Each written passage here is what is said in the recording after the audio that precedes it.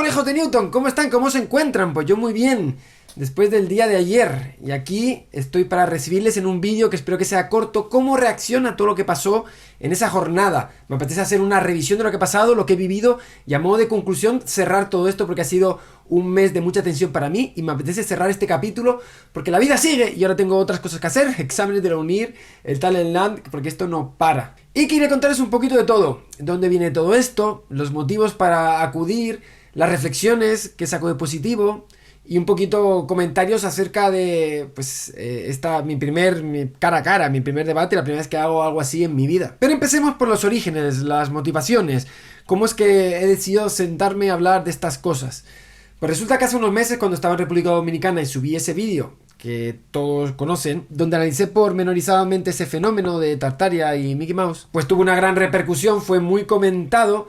Y no solo Jordi, sino otras personas, otros streamers y creadores de contenido me escribieron para proponerme ese cara a cara. Yo a todas las propuestas en ese momento, incluida la de Jordi, dije que no. En ese momento no tenía sentido para mí hacer algo así. Me parecía un debate estéril donde no tenía nada que aportar. Pero hay que tener en cuenta que hace mucho tiempo también que ciertas cuestiones sobre cómo funciona el mundo en general y la divulgación científica en particular me tenían personalmente muy preocupado. Yo no soy experto en un montón de temas y por eso no me pronuncio ni a favor ni en contra de ellos, soy muy cauto.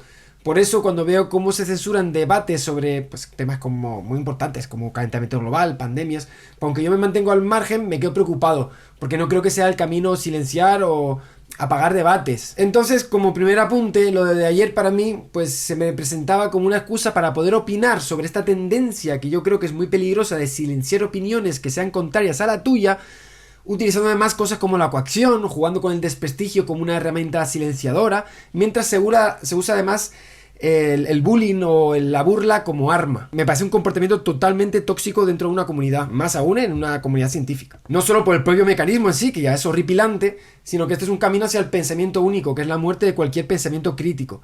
Y es además el mejor arma que puede usar cualquier persona con malas intenciones para generar lo que se conoce como manipulación en masa. Así que cuando me dijeron esto del debate, pues para mí en principio se presentaba además como una oportunidad muy buena para tratar estos temas dentro de un contexto, ahora sí, el terraplanismo, donde yo sí conozco que hay detrás, tengo una opinión formada, herramientas de análisis y un juicio completo.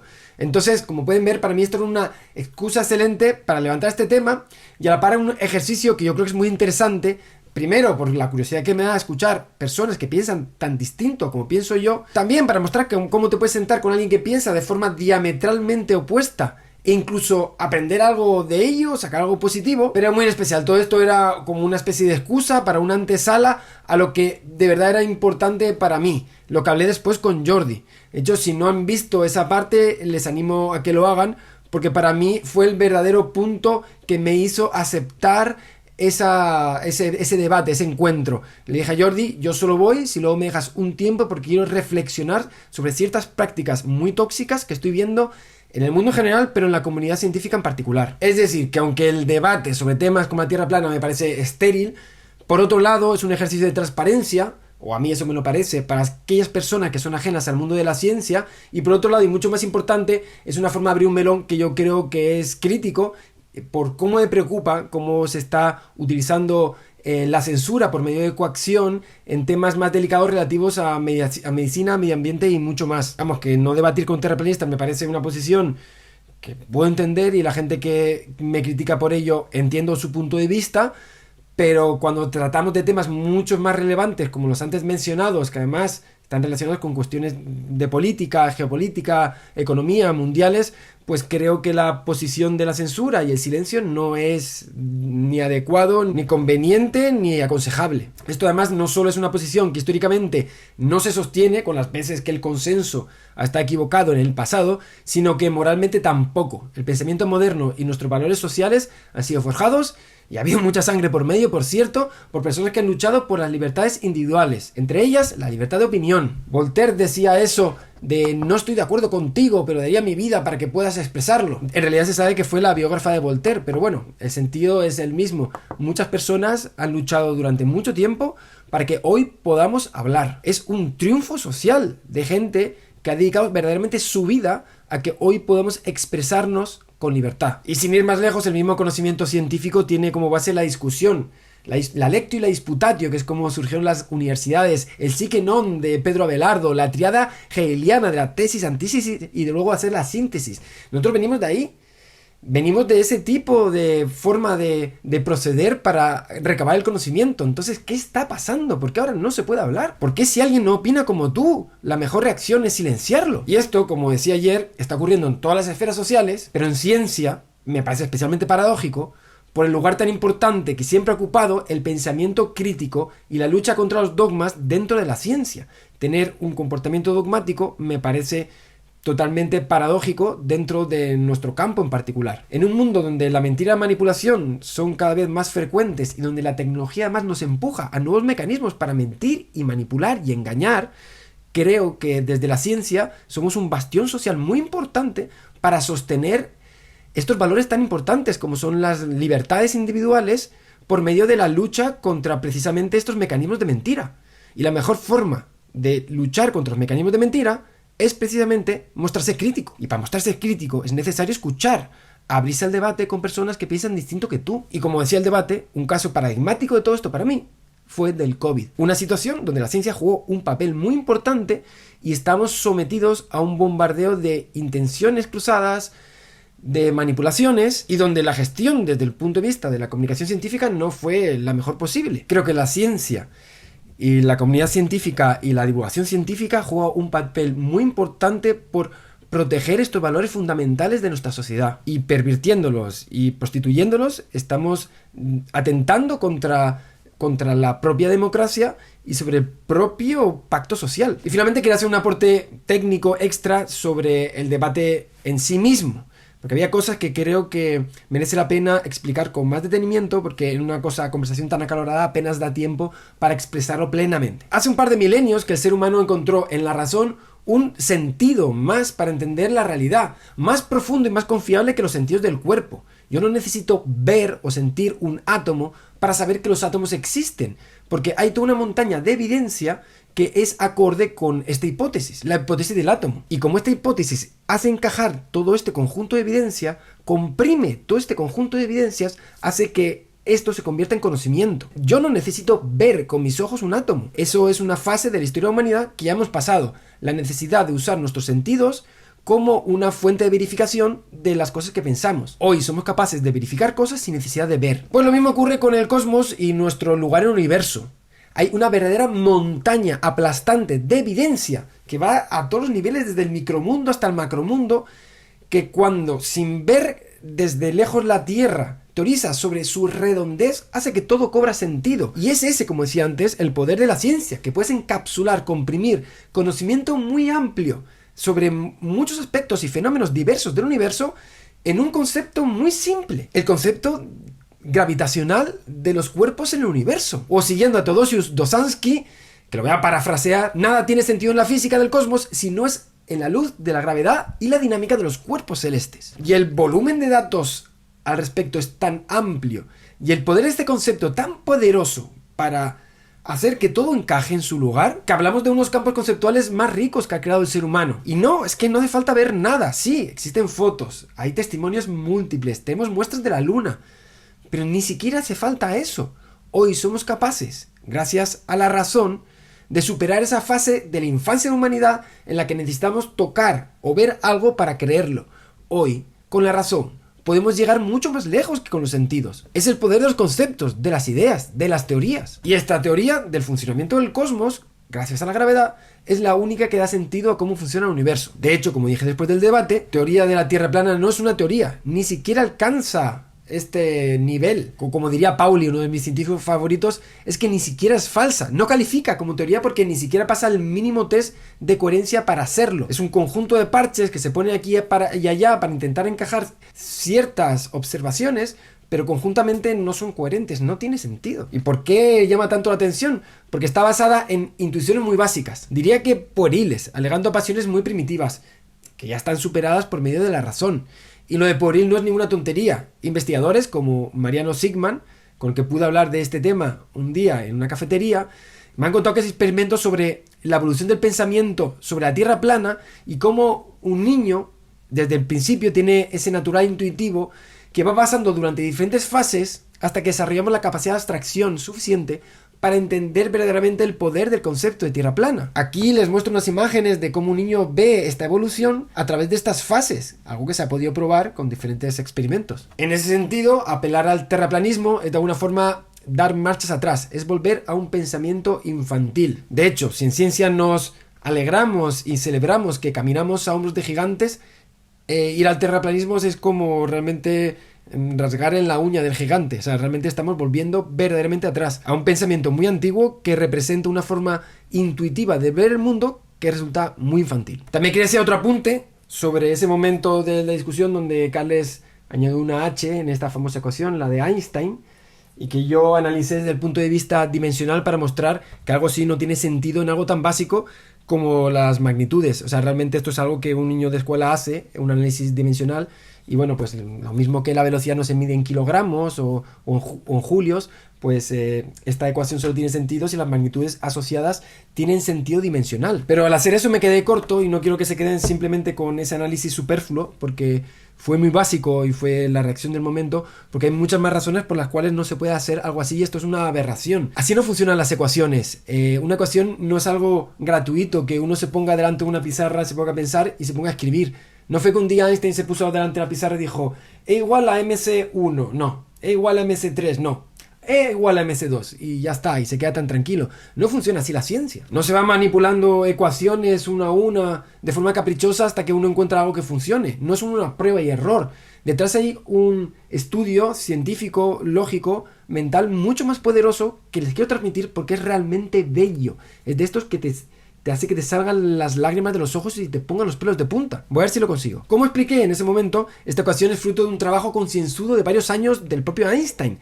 Desde los 15 años ya llevaba dándole vueltas a esta idea. Así que esta ecuación es fruto de una concepción profunda sobre el universo, además de un desarrollo matemático también muy elegante y desarrollado con profundidad. Es decir, hay una idea de cómo funciona el universo, y derivando lógica matemáticamente a partir de esa idea, llegamos a esta ecuación. Esto es el resultado del producto de una idea muy poderosa sobre cómo funciona el universo. Una idea muy poderosa y muy revolucionaria que llevó a una nueva concepción del espacio, el tiempo y la materia. De hecho, si tienen curiosidad, por aquí te dejo un vídeo donde derivo paso a paso cómo llega Einstein a esta ecuación y no otra. Es un desarrollo matemático muy complejo. Van a ver que no es sencillo, que requiere de mucha destreza matemática. Pero lo más importante es que no es el resultado caprichoso. Requiere un conjunto de pasos lógicos que parten de cierta idea, de ciertos principios acerca de cómo funciona el universo. Así que, en definitiva, esta ecuación de aquí es dependiente de un marco teórico del que se han derivado ciertos principios fundamentales del universo. Cosas que se llevan estudiando desde los griegos hasta la actualidad, y no es poca cosa. Esta ecuación es poderosísima porque es una consecuencia lógica matemática de lo que más tarde se llamarían los dos principios de relatividad de Einstein. Miren qué locura. Einstein, guiado por su intuición, propone que el universo sigue dos principios. Uno, que todas las leyes de la física son iguales para todos los observadores. Luego hay un detalle técnico que dice inerciales, pero bueno, vamos a olvidar esa parte. Y el segundo principio es que nada va más rápido que la luz. Es la velocidad máxima del universo. Pues vean qué locura y cómo de verdad cuando uno ve este tipo de cosas ama más la física. Porque sí, Einstein parte de estos principios bastante generales que te acabo de comentar. Y a partir de ellos deriva todo un edificio de la física, que es lo que conocemos como relatividad, que es tremendo.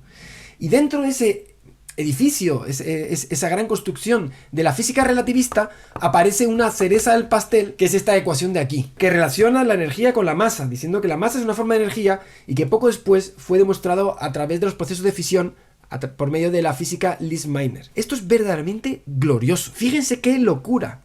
Partiendo de que nada puede ir más rápido que la luz como principio, y teniendo en cuenta que todos los observadores vemos lo mismo del universo, como consecuencia lógica sacamos toda la relatividad, y como guinda final, que la energía y la masa están relacionadas. O de otra manera, que la masa es una forma de energía. ¿No les parece esto belleza cósmica? ¿No les parece una auténtica poesía del universo? Como ciertas abstracciones matemáticas responden a principios generales básicos sobre cómo funciona el universo. Pues esto, amigos y amigas, es cómo funciona la física. Las leyes de las fuerzas detrás del modelo estándar parten de algo tan sencillo, tan puro y tan bonito como ciertas transformaciones de simetría del universo. Ese es el corazón del modelo estándar. Y es increíble que toda la estructura matemática compleja que surge después todo parte de una semilla muy simple, conceptos tan puros y poderosos como herramientas matemáticas o principios profundos sobre el orden del universo. Es verdaderamente muy, muy bello. Claro, ahora te puedes imaginar la situación. Después de pensar y pensar acerca del universo,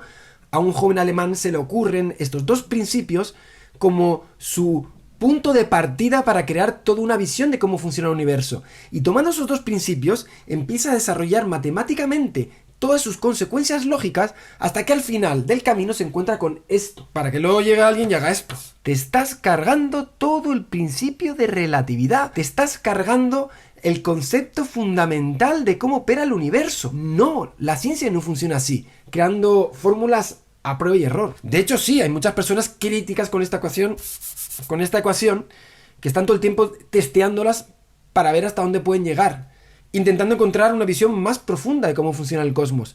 Pero no lo hacen operando sobre esta ecuación, sino sobre sus principios constructores. Y esto se hace en laboratorios y universidades de todo el mundo, planteándose si esos dos principios de Einstein son realmente verdaderos. Cambiando esos dos principios, cambias toda la dinámica, toda la estructura, toda la teoría, llegando a conclusiones que pueden ser bien diferentes de estas. Pero desde luego que no con una H que destruye esto dimensionalmente, y menos operando al revés de cómo se opera en ciencia, desde el resultado hacia los principios. No, se opera desde el principio hacia el resultado. Y no, manipular una ecuación de esa manera no es ningún tipo de procedimiento acorde al funcionamiento de la ciencia. Como conclusión, me ofrecí a participar porque quería que podía hacerse, por un lado, un ejercicio de pensamiento crítico y de cómo funciona la ciencia en directo. Por otro lado, un ejercicio de escucha activa y transparencia por parte de aquellos que tenemos lo que llamamos pensamiento científico respecto a otro tipo de visiones de la realidad. Y finalmente, una crítica al modelo elitista de divulgación científica que yo creo asusta y aleja a un porcentaje muy importante de la población que ante una crisis de credibilidad que observamos en las instituciones y que no tiene precedente, los argumentos de autoridad ya no les sirven y los ejercicios de censura y cerrajez no les resultan satisfactorios. El problema no está en Carles, ni en David, ni nadie que promueve este tipo de pensamientos. Gran parte del problema está en aquellos que están desgastando los pilares de la sociedad, que laceran el pacto social, que abusan del poder que les hemos otorgado, que prostituyen las instituciones que velan por la buena convivencia de todos nosotros y en definitiva están erosionando lo que se ha conseguido con siglos de lucha por los derechos de los ciudadanos y una sociedad más libre y más justa. Así que lo que yo quería hacer en este debate era una especie de ejemplo de cómo hay que mirar a otro lado, no a aquellos que dicen este tipo de cosas que me parecen absurdas, sino a aquellos que manipulan, mienten descaradamente y juegan con nuestros derechos, porque son los que socavan la fe en el orden social y son el verdadero oxígeno del fuego que arde detrás de estos pensamientos acientíficos. Si queremos apagarlo, tenemos que mirar en esa dirección. Mira, no les voy a engañar, este mes ha sido verdaderamente duro para mí. He tomado una posición que no estoy acostumbrado a tomarla. Primero, aceptando una actividad que no he hecho nunca en mi vida, un debate. Y segundo, enfrentándome a la disensión por parte de un lado de los terraplanistas, por supuesto, y por otro del grupo de la divulgación científica que creen que no se debería entrar a discutir con personas que piensen diferente en estos términos. Así que durante un mes he nadado entre ataques desde aquellos que defienden teorías científicas, que esto era esperable, pero mucho más duro fue lo otro, cuando me encontré con comentarios despectivos de compañeros, muchos de los cuales valoro por su trabajo, juzgando no solamente lo que aún no había ocurrido, sino también las intenciones, asumiendo motivos que tendremos para hacerlo, que como pueden ver no tenían ni idea de que era así. Por un lado ha sido molesto, por otro lado ha sido doloroso y muy decepcionante, pero sobre todo me ha reafirmado sobre lo importante que era abrir esta discusión. Han apuntado justo al núcleo de lo que estoy denunciando, la cultura del opinar desde la emoción, desde el prejuicio, sin escuchar y sin valorar previamente, de forma categórica, y con esa dicotomía de amigo-enemigo tan de moda en nuestros tiempos, en vez de intentar ir a la raíz de la cuestión e intentar ver qué puedo sacar de la opinión de otra persona que en algún punto pueda diferir de la tuya. Escucha empática, escucha desde la razón, intentando converger hacia una opinión conjunta de dos extremos o dos posiciones que están enfrentadas. Eso es lo que más falta hoy en día, y este caso, desde dentro de la divulgación científica, ha sido un ejercicio que me ha mostrado hasta qué punto está carente en muchas de las personas que forman parte de este gremio. Finalmente quería mandar un saludo a mi profesor Eduard de Historia de la UNIR, que hice un trabajo sobre los orígenes de la democracia para la asignatura de Historia, y parte de todo lo que he estudiado de cómo surge la democracia, con Dracón, con Solón, con Clístenes, con Pericles, pues todo me ha servido también para entender mejor cómo funcionan los modelos políticos de los que hemos heredado nuestra actual democracia y cómo la democracia actual se está pervirtiendo porque se está perdiendo la esencia de la representación pública y cómo cada vez con temas tan horribles como el populismo y cómo se están pervirtiendo ciertos mecanismos democráticos, pues todo esto apunta a que nos estamos cargando esa herencia cultural de más de 2000 años que nos ha llevado hasta aquí. Creo que merece la pena reflexionar sobre esto porque estamos tocando con uno de los pilares de las cosas que más queremos y valoramos. Nuestros principios y valores y los pilares de nuestras sociedades socialdemocráticas de los países occidentales. Y con esto me despido, amigos míos, espero que esta reflexión haya servido. Aquí les he presentado los motivos por los que participé en el debate de ayer. Intenté hacerlo de forma muy clara con Jordi, el tiempo era apurado, quería profundizar un poquito más y sobre todo, bueno, cerrar este capítulo. Yo con esto, por mi parte, concluyo con las argumentaciones. Como bien dije en el debate y he dicho en todas las conversaciones por todos los medios posibles, estoy abierto a que cualquier persona, ahora que ya conocen la opinión y ahora que ya conocen qué hay detrás, pues rebatan, discutan. Estoy dispuesto, por supuesto, a escuchar porque es justo lo que estoy diciendo. Qué importante es que las personas con diferente opinión te la planteen para intentar entender mejor, encontrar un punto común que enriquezca a todos los puntos de vista. Pues esto es todo, amigos y amigas. Nos vemos como siempre en el próximo vídeo. Denle mucho al coco y estudien. Yo me voy a estudiar porque tengo que saber ahora. Porque algunos de ustedes puede ser el próximo Einstein o la próxima Marie Curie. Un besito para todos. Hasta pronto.